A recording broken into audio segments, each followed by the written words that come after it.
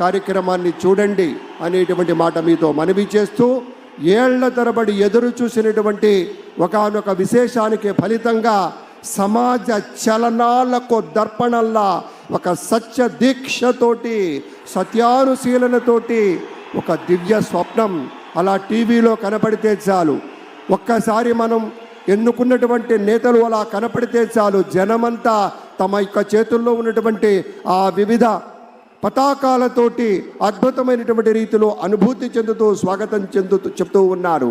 ఇక్కడ ఉన్నది మైత్రీ బంధం.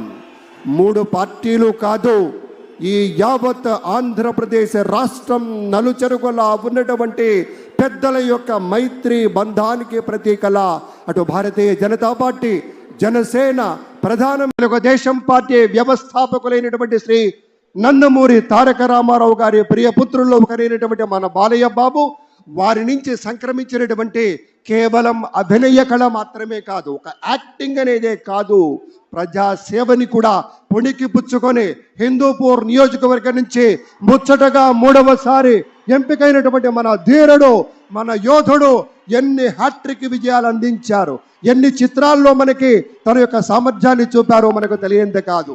అదొక్కటే కాదు పెద్దలారా, బాలయ్య బాబు గారి గురించి చెప్పుకుంటే బసవరామ తారకం ట్రస్ట్ పేరిట ఆయన అందించేటువంటి సేవలు అనుపమానం, అద్భుతం.